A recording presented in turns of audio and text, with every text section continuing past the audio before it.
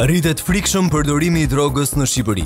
Publikohet raporti që tregon se 1 në 10 persona kanë konsumuar hashash, ndërsa kokaina renditet droga e dytë më e përdorur në vendin tonë edhe pse renditet si një nga më të shtrenjtat. Amerika numëron më shumë viktima nga lëndët narkotike se sa nga lufta në Vietnam. Edi Rama dhe Lulzim Basha përballen për herë të parë si lider nga foltorja e kuvendit. Diskutimet që vijuan deri në të gdhirë të ditës së sotme sollën akuza të ndërsjellta mes palëve.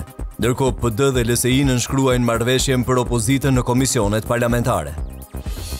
Shifra rekord për turizmin për këtë vit. 722 milion euro kanë shpenzuar turistët e huaj në Shqipëri 6 muajt e parë të këtij viti, ndërsa vetë shqiptarët kanë lënë jashtë vendit 567 milion euro. Ata kanë zgjedhur Turqinë dhe destinacione të tjera si Greqia dhe Italia. Përshëndetje, ju njohim më gjërësisht me lajmet. 1 në 10 persona në Shqipëri ka konsumuar kanabis të paktën një herë në jetë. Raporti Qendrës Kombëtare të Monitorimit të Drogës e rendit Shqipërinë si vend përdorues të kanabisit, ndërsa kokaina rezulton droga e dytë më e përdorur. Raporti zbardh edhe çmimet e lëndëve narkotike. Sipas të dhënave, 1 gram hashash mund të sigurohet për 1 euro, ndërsa 1 gram kokainë për 100 euro. Rritet përdorimi i drogës tek të rinj shqiptar. Shqiptarët përdorin më së shumti kanabis, por edhe kokainë, e cila rezulton të jetë droga e dytë më e përdorur në vend, edhe pse dukshëm me ritme më të ulta se hashashi. 1 në 10 persona pohon se ka përdorur një herë kanabis gjatë jetës së tij. Sipas raportit kombëtar të drograve në Shqipëri, për vitin 2017, përdorimi i drograve është më i zakonshëm në mesin e tyre, tek të rinj të moshës 15 deri në 34 vjeç. Qendra Europiane e Monitorimit për Drogrën dhe Varësinë nga drograt ka publikuar raportin ku bëhet e ditur se 7.9% e të rinjve raportoi përdorimin e kanabisit dhe 3.6% përdorimin e kokainës. Konsumimi i lëndëve narkotike është rritur sidomos midis adoleshentëve të moshës 15 deri në 16 vjeç, nga 8% që ishte në vitin 2011 në 10% në vitin 2015. Të dhënat tregojnë se në veçanti kanabisi u rrit me 4% në 7%. Nga studimi rezulton se te meshkujt, konsumimi i substancave është 10 herë më i lartë se tek femrat. Përdorimi i kanabisit dhe trendi rritës i përdorimit tek të rinjt shihet qartë edhe në sasitë e sekuestruara të cilat janë rritur nga viti në vit. Në vitin 2015 u konfiskuan 27.1 kg kokainë, ndërkohë që në vitin 2016 u sekuestruan 7.1 kg kokainë dhe 57.3 kg heroin dhe 30 ton marijuan. Droga sintetike mbeten të rralla në tregjet shqiptare. Të dhënat tregojnë se çmimi i rrugës për 1 kg të kanabisit bimor në vitin 2015 ishte 1 deri në 1.3 euro. Në vitin 2012 çmimi i heroinës së shitur në rrugë shkonte mes 21 dhe 25 euro për gram, ndërkohë 1 gram kokainë kushton 50 deri në 100 euro dhe niveli tipik i pastërtisë ishte 27%. Por përdorimi i lëndëve narkotike nuk është vetëm një problem i Shqipërisë. Zyrtarët e shëndetësisë amerikane kanë dhënë alarmin lidhur me numrin e lartë të jetëve të humbura për shkak të mbidozës nga heroina. Numri i vdekjeve nga përdorimi i kësaj droge u rrit me 533% gjatë 13 viteve të fundit. Po kështu të dhënat zyrtare tregojnë se numri i përdoruesve të heroinës është dyfishuar, duke shënuar një shifër rekord prej gati 950.000 përdoruesish në vitin 2016. Më shumë se 13.000 njerëz humbën jetën si pasojë e mbidozës nga heroina gjatë vitit të kaluar në Amerikë. Numri i vdekjeve nga përdorimi i kësaj droge u rrit nga 2089 persona në vitin 2002 në rreth 13.219 persona në vitin 2016, një rritje prej 533%. Të dhënat më të fundit të qeverisë së Shteteve të Bashkuara tregojnë se numri i përdoruesve të heroinës në këtë vend shkoi në 948.000 persona në vitin 2016, nga 404.000 që ishin në vitin 2002, duke njohur kështu një rritje prej 135%. Këto shifra janë një alarm i frikshëm i vdekshmërisë nga epidemia e opiumit që ka zënë rënjë në të gjithë vendin. Sekretari i Shtetit dhe i Shërbimeve Njerëzore, Dr. Tom Price, tha se më shumë jetë amerikane janë marrë nga droga se sa nga lufta në Vietnam. Ushtria amerikane regjistroi 58.000 viktima gjatë luftës së Vietnamit. Ndërsa këtë vit, vdekjet nga mbidoza e drogës pritet të arrijë në një nivel të lartë prej 71.600 personash. Kjo është e papranueshme, tha Price, i cili ishte pjesë e një paneli që bëri publike zbulimet më të fundit nga anketa kombëtare e shëndetit dhe e shërbimeve të shëndetit mendor të vitit 2016 për përdorimin e drogës dhe shëndetit. Raporti vë në dukje një mospërputhje mes rritjes së mbidozave dhe niveleve të përdorimit të drograve, të cilat rezultojnë të jenë në nivele të qëndrueshme. Ata kanë vite që qëndrojnë përballë njëri tjetrit, por këtë herë kanë replikuar nga e njëjta foltore. Gjatë seancës së dieshme parlamentare, kryeministri Rama dhe kreu i PD-s Basha janë përballur me fjalime. Pas 22 orësh debat në kuvend mbi programin e qeverisë Rama 2, kryeministri dhe kreu i opozitës janë përballur për herë të parë në sallën e kuvendit. Në fjalimin e shkurtër vetëm 10 minutash të ndarë në 10 pika, Edi Rama i shtriu dorën e bashkëpunimit opozitës, edhe pse më herët kryedemokrati kishte deklaruar se marrëveshja 18 majt ka vdekur. Po ky është vetëm fillimi i fillimit. Dora jon do vazhdoj të shtrihet ndaj jush, edhe s'keni parë gjë akoma. Marrëveshja ime me ty nuk funksionoi. Besoj një herë dhe ti nuk e mban fjalën, shtur për ty. Të të besoj 2 herë, është tur për mua.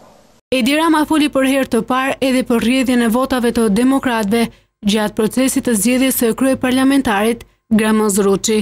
Më akuzuat mua për blerje dhe për vjedhje votash në zgjedhjen për kryetarin e kuvendit. Nuk çuditem, s'kam si çuditem, as faj nuk ju vë dot, kur ju shoh edhe ju dëgjoj në vazhdën e vazhdimit të mohimit realitetit. 10 minutën e fundit para këtij kuvendi e zgjodhe për sulmen ndaj opozitës, për diversionin ndaj opozitës. Edi Rama u kujdes që t'i përcjell një mesazh të fortë edhe LSI-s. Pas 8 vjetësh ulur këm kryq në tepsinë e pushtetit, u shfaq këtu e mbi stresuar nga humbja e vendit punës. Mos e kërkoni as vetes shkakun e disfatës tuaj. Tepsia që tani e ke gjithën për vete menaxhohet nga krimi. Ndërkohë kuvendi miratoi me 78 vota pro dhe 51 kundër qeverinë dhe programin e saj, e cila ndahet në 3 pika kryesore për ekonominë, drejtësinë dhe turizmin. Kabineti qeveritar betohet përpara presidentit Meta, duke shënuar kështu dhe fillimin zyrtarisht të punës së qeverisë së re. Partia Demokratike dhe Lëvizja Socialiste për Integrim kanë vendosur të funksionojnë si një opozitë e vetme parlamentare. Sot është bërë edhe ndarja e kryetarëve të komisioneve, ndër të cilët Petrit Vasili do drejtoj Komisionin e Shëndetësisë. Partia Demokratike dhe Lëvizja Socialiste për Integrim kanë shënuar marrëveshjen e parë mes tyre si opozitë ndaj socialistëve. Marrëveshja ka të bëjë me drejtimin e komisioneve të përhershme parlamentare, ku pas negociatave mes PD-s e LSI-s, Komisioni i Shëndetësisë i është lënë të drejtohet Lëvizjes Socialiste për Integrim. Mësohet se LSI propozon për kryetar të Komisionit të Shëndetësisë kreun e grupit parlamentar Petrit Vasili. Negociatat janë bërë nëpërmjet numrit 2 të demokratëve Edmond Spaho dhe kryetares së LSI-s Monika Kryemadhi gjatë orëve të vona të ditës së djeshme. Ndërkohë PD ka tërhequr propozimin e saj për këtë komision Bardh Spahia.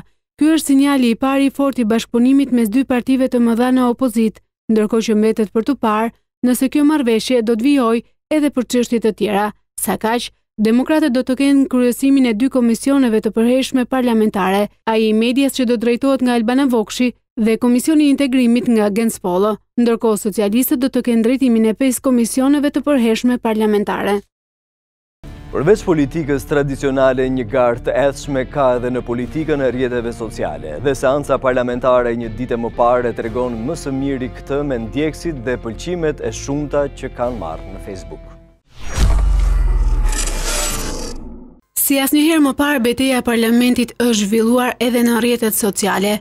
Mazhoranca dhe opozita kanë zgjedhur që të shpërndajnë në rrjetet e tyre sociale të plot videon e fjalës së deputetëve në kuvend, ashtu siç nuk ka ndodhur asnjëherë më parë. Por diferencën e ka bërë kryeministri Edi Rama, i cili përveç fjalës së përfaqësuesve socialistë ka shpërndarë në Facebook edhe fjalën e plotë të rivalit të tij politik Lulzim Basha. Ndërsa 24 orë më vonë, në një analizë të shikimeve, vërim se kreu i PD-s Basha ndjekësit më të mëdhenj i ka patur pikërisht në faqen e kryeministrit me rreth 20.000 shikime më shumë, ndërsa kryeministri ka zgjedhur që fjalimet i shpërndajë në faqen e tij në Facebook. Vet Basha, fjalën e deputetëve demokrat e ka shpërndarë në faqen zyrtare të Partisë Demokratike. Por kush ishte më i ndjekur nga shqiptarët? Rekordi duket surprizë. Ai është shënuar nga deputetja e Partisë Socialiste, Elisa Spiropali, e cila është parë më shumë se nga 100.000 shqiptar. Pastaj vijnë krerët e politikës, Edi Rama, Sali Berisha e Lulzim Basha. Lideri historik i demokratëve Sali Berisha dhe kryeministri Edi Rama duket se kanë thuajse të njëjtët ndjekës, pasi secili prej tyre është parë nga rreth 70.000 qytetarë shqiptar, ndërsa Basha në faqen e tij në Facebook është larg këtyre me rreth 30.000 klikime më pak. Lëvizja Socialiste për Integrim nuk është bërë pjesë e kësaj betejë online në rrjetet sociale.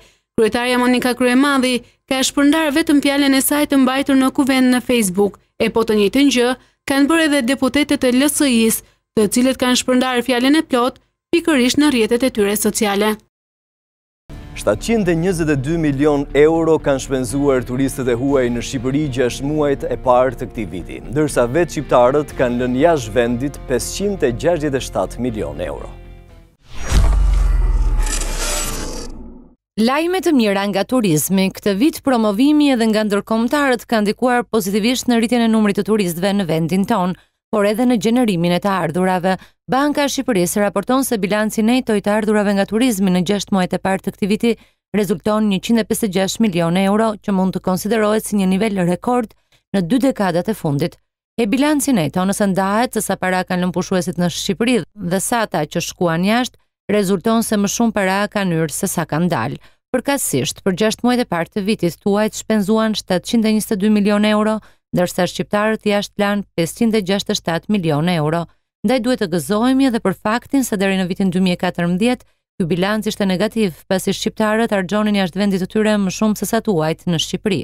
Po 2 vitet e fundit raportet janë përmbysur dhe pavarësisht se shpenzimet e shqiptarëve jashtë janë rritur, ato të tuajve, sidomos turistëve, janë zgjeruar me ritme të shpejta.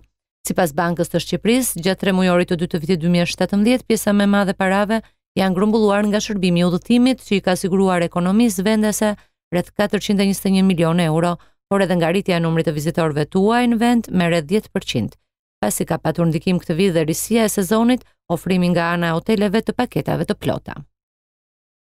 Ditë vështira për bizneset e mëdha në Shqipëri. Të dhënat flasin për rritje të borxhit të tyre ndaj tatimeve. Bizneset VIP po rezultojnë të zhytur në borxhe në lidhje me detyrimet tatimore apo doganore në vend, por gjithashtu dhe me bankat. Nëse pak kohë më parë, 35 kreditorë të mëdhenj kishin mbi 60% të totalit të kredive të këqija u ha në banka, tashmë problemet janë thelluar, pasi edhe nga tatimet vjen një lajm i ngjashëm. Nga 78 miliard lekë që është detyrimi që kanë bizneset në vend, 38% e këtij totali përket 74 bizneseve VIP. Mësohet se peshën më të madhe në vlerën e detyrimeve zën subjektet e drejtorisë rajonale të tatim paguesve të mëdhenj me 38%. Më pas vjen drejtoria e Tiranës, e cila në fakt ka një numër absolutisht më të madh të tatim paguesve me 35.6%. Në vlerë absolute janë rreth 30 miliard lekë që këto 74 sipërmarrje të mëdha i kanë shtetit. Disa prej këtyre kompanive ishin dhe pjesë e listës së 35 kreditorëve të këqij të bankave. Pjesa më e madhe këtyre bizneseve janë kompani nga sektori i naftës dhe ndërtimit, dhe janë përfshirë gjithashtu në një proces falimenti, por ato do të jenë objekti detyrimeve tatimore derisa gjykatat të marrin vendimin e rikujdimit. Një pjesë e subjekteve kundërshtojnë detyrimin dhe kanë hapur dhe procese gjyqësore, por gjithsesi kjo kërkon pagimin apo garantimin e pagimit të detyrueshëm. Zhvillimet e tjera nga vendi sjellin përmbledhësi në bllokun e lajmeve në vijim. Nis përsëri importimi i mishit nga Brazili drejt Shqipërisë. Lajmin e ka konfirmuar për Tv kreu i qendrës së eksporteve shqiptare Alban Zusi. Zusi deklaron se qeveria braziliane ka korrigjuar vendimin për eksportet drejt Shqipërisë pas tratativave disa javore mes vendeve. 2 shtetas përkatësisht 25 dhe 33 vjeç janë arrestuar nga policia e Korçës për trafikim të lëndëve narkotike. Në momentin e arrestimin në zonën e Maliqit, personave ju janë gjetur edhe 8 kg kanabis. Mbi të arrestuarit rëndon akuza prodhim dhe trafikimi lëndëve narkotike të kryer në bashkëpunim. Euro po shënon rritje në tregun vendas pas një ulje drastike që pësoi. Sipas Bankës së Shqipërisë, në pikat e këmbimit valutor ditën e sotme, 1 euro është këmbyer me 133 $1.58 lekë, duke shënuar kështu nivelin më të lartë që prej muajit maj. Muajt e fundit, si pasojë e fushatës zgjedhore, euro u zhvlerësua ndjeshëm duke u kumpyer poshtë 132 lekëve. Le të ndjekim tani thënien e ditës. Ka një betejë në Facebook midis konvencionalistëve moral dhe atyre që kërkojnë moralin real. Unë jam për këtë të fundit.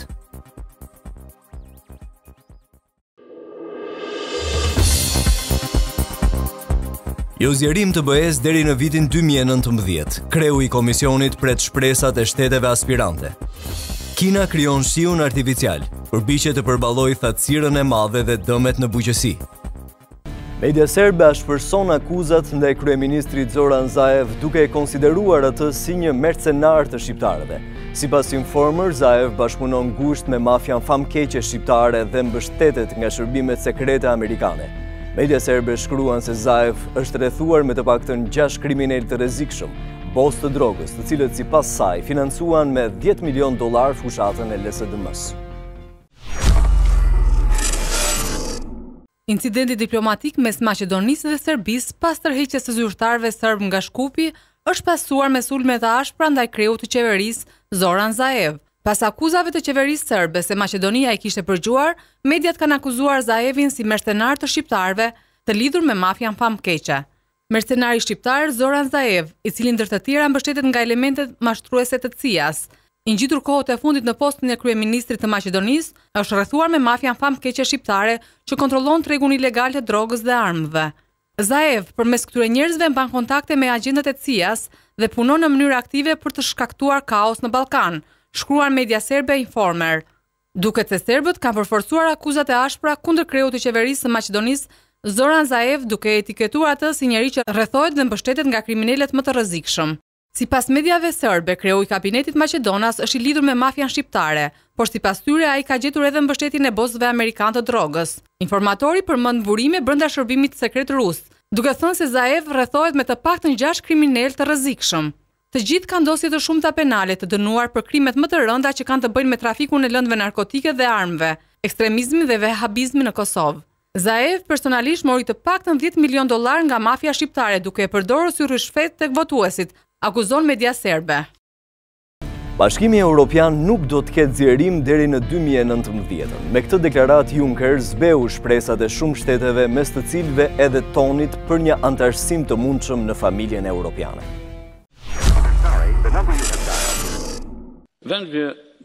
Presidenti i Komisionit Evropian ka mbajtur fjalimin e tij vjetor për gjendjen e Unionit para deputetëve të Parlamentit Evropian në Strasburg, në të cilën foli për vizionin e tij për të ardhmen e BE-s. Gjithsesi ai përsëriti se nuk do të ketë zgjerim deri në fund të mandatit të tij sepse asnjë nga vendet kandidate nuk do të jetë i gatshëm për antarësim. Juncker shtoi se në vitet pas këtij mandati Bashkimi Evropian do të ketë më shumë se 27 antar sa ka aktualisht. Presidenti rikujtoi se shtetet kandidate duhet i përmbushin kriteret, sidomos ato që kanë të bëjnë me sundimin e ligjit dhe të drejtat themelore. Kjo sipas tij do të thotë se Turqia nuk mund të bëhet antar e BE-s në një të ardhme të afërt, sepse nuk respekton vlerat e lirisë dhe sundimin e ligjit. Ai ftoi Turqinë që t'i lirojë të gjithë gazetarët evropian që mban në arrest, por edhe gazetarët e tjerë. Presidenti i Komisionit Evropian, duke folur për largimin e Britanisë së Madhe nga BE-ja, tha se ky shtet do të pendohet për një veprim të tillë. Ai tha se pranvera vitit 2019, kur Britania do të duhet të largohet nga BE-ja, do të jetë një datë tragjike. Ai përfundoi fjalimin e tij duke shtuar se Europa, 27 vendeve anëtare, do ta shfrytëzojë këtë rast për të ndërtuar një të ardhme të qartë të Bashkimit Evropian. Deklarata e fundit që vjen nga Korea e Veriut duket më shumë si një kërcënim serioz. Ky dhe të tjera informacione shkurt në bllokun e lajmeve nga bota. Tensionet mes dy superfuqive botërore, SBA-s dhe Koresë së Veriut, vijojnë të rriten dita ditës. Këshilli i Sigurimit i Kombeve të Bashkuara vendosi sanksione të reja kundër Koresë së Veriut, pasi kjo e fundit më 3 shtator kreu provën e 6 bërthamore. Masat e Amerikës kufizonin importin e naftës dhe ndalonin eksportet e tekstilit. Menjëherë pas sanksioneve të SBA-s, ka ardhur reagimi fort i Koresë së Veriut, e cila deklaron se ajo do ta bëjë SBA-n të vuajë dhimbjen më të madhe që ka përjetuar ndonjëherë në historinë e saj. Gjykata e lartë do të shurtojë ndalimin e udhëtimeve në tërësi muajin e ardhshëm, por debati aktual ishte se cilët emigrantë dhe refugjat mund të hyrin në SBA gjatë kësaj kohe. Kjo do të thotë se urdhri nuk është fjala e fundit e Gjykatës Supreme për këtë çështje, por sidoqoftë, fakti që lejon administratën të vendosë se kush hyn në SBA për momentin është një fitore për Trump. Ndalimi 90 ditori udhëtimeve nga 6 vende si Irani, Libia, Somalia, Sudani, Siria dhe Jemeni skadon në fund të shtatorit, ndërsa dalimi 120 ditori refugjatëve në tërësi skadon një muaj më vonë. Një raket kozmike e Rusisë me 2 astronautë amerikanë dhe një rus është lançuar nga baza në Bajkonur të Kazakistanit, sot arriti në stacionin ndërkombëtar të hapësirës. Sonda hyri në orbit 9 minuta pas lançimit, thanë zyrtarët, ndërsa është bashkuar me stacionin ndërkombëtar të hapësirës 6 orë më vonë, njoftoi NASA. Astronautët do të qëndrojnë në hapësirë 5 muaj e gjysmë. Për të gjithë ata që nuk kanë mundur të informohen me zhvillimet më të fundit, përcjellim lajmet kryesore në web. Indivi.al lehtësohet shlyerja e debis, taksa me këste në Gjirokastër. Opinion.al përfundon në pranga 48 vjeçari, ngacmoi seksualisht një 17 vjeçare. Newsbomb.al Gramsh, 39 vjeçari kërcënon shoferin, zbrit mësuesit nga autobusi. Syri.net mashtroi për qef komisariatin digital, zbulohet 22 vjeçari. Lapsi.al pezullohet nga puna oficerja e policisë, fsheu dënimin me 18 muaj burg. Jeta është qef, shokon fizikanti, uraganin Irma e krijuan. Nis me gola Champions League plot 28, Barcelona akmerret ndaj Juventus, besnik Hasi i nisi me humbjet grupet e Champions në stolin e Olympiakos. Kanë përfunduar takimet e djeshme të fazës në grupet të Champions League me rezultate surprizë dhe një numër të konsiderueshëm golash ku regjistrohen plot 28 të tillë. Barcelona ka triumfuar 3-0 ndaj Juventusit në ndeshjen e parë në fazën e grupeve të Champions League. Messi ishte edhe një njeriu i ndeshjes me 2 gola të shënuar, ndërsa në këtë sfidë të parë në grupe gjeti golin edhe kroati Rakitic. Bayern München gjithashtu ka bërë detyrën në ndeshjen e luajtur kundër Anderlechtit duke fituar atë 3-0.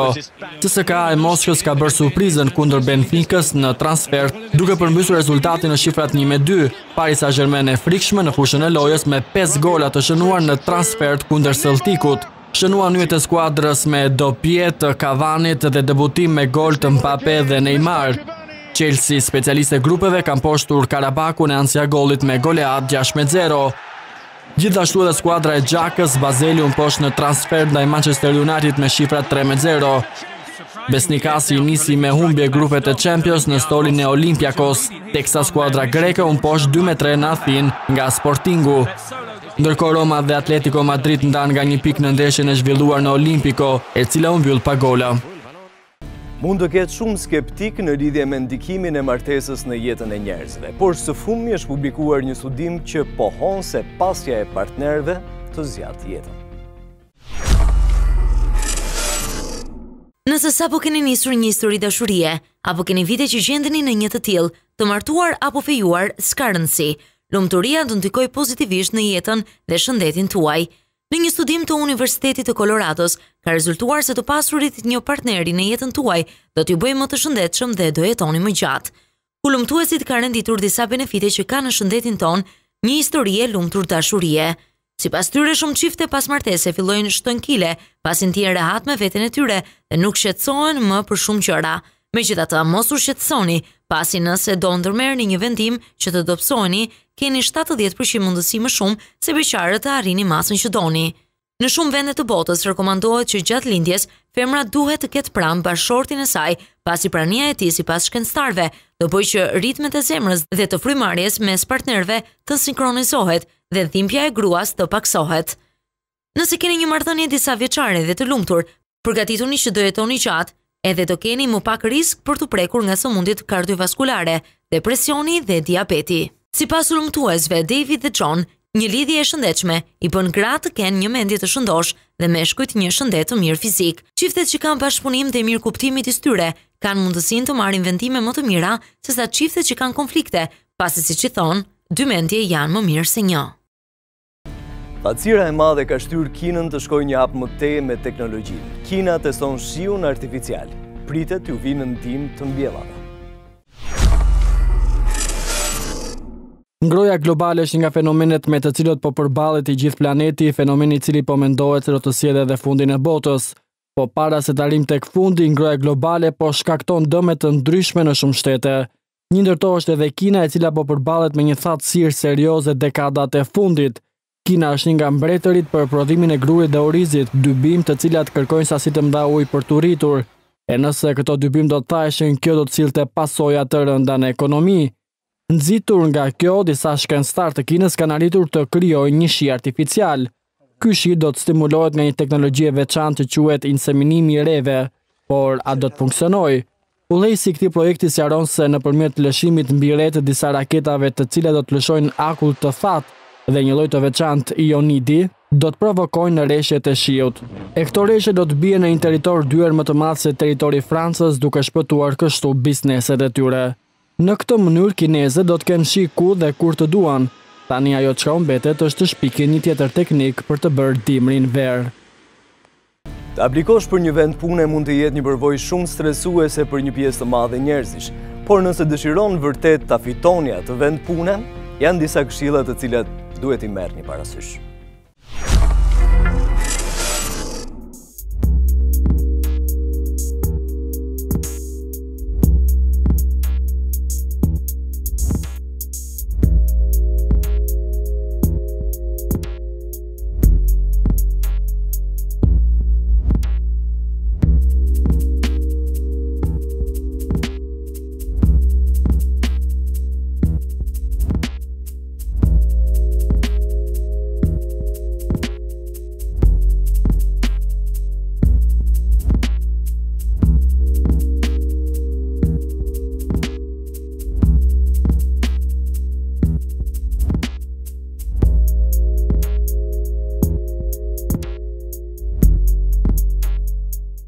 Nga lajmet e showbizit do të ndiqni, duket se Kendall Jenner ka nisur një romancë me Blake Griffin pasi është fotografuar në mbrëmjen e të martës në New York. Ndërkohë, fansat e ish futbollistit David Beckham aludojnë se ai është një përdorues i botoxit. Duket se Kendall Jenner ka nisur një romancë me Blake Griffin pasi është fotografuar në mbrëmjen e së martës në New York, teksa të dy po shijonin një darkë. Supermodelja që ndodhet në New York Fashion Week u shfaq në një restorant popullor italian bashkë me yllin e basketbollit të Los Angeles Clippers.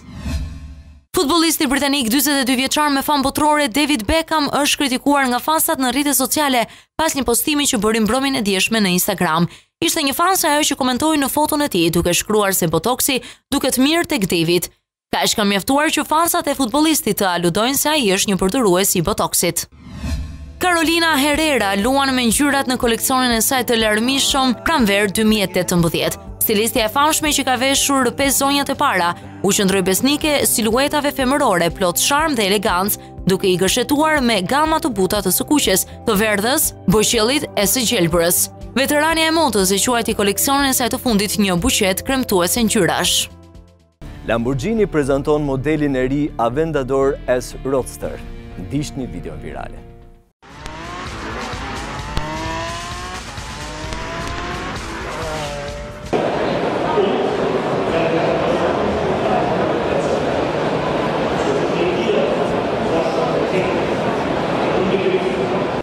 Here on my right, the Aventador S Roadster, the new member of the Aventador family.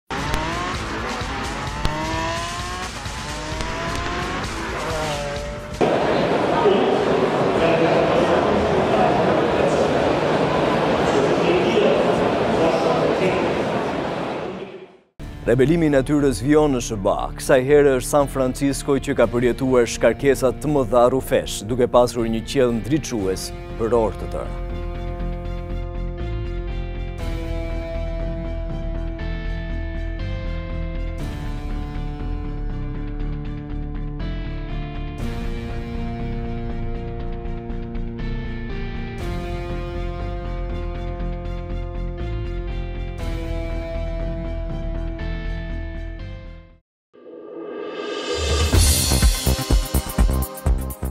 Rritet frikshëm përdorimi i drogës në Shqipëri.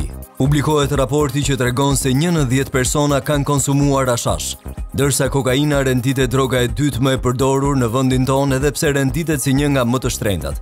Amerika numëron më shumë viktima nga lëndët narkotike sesa nga lufta në Vietnam.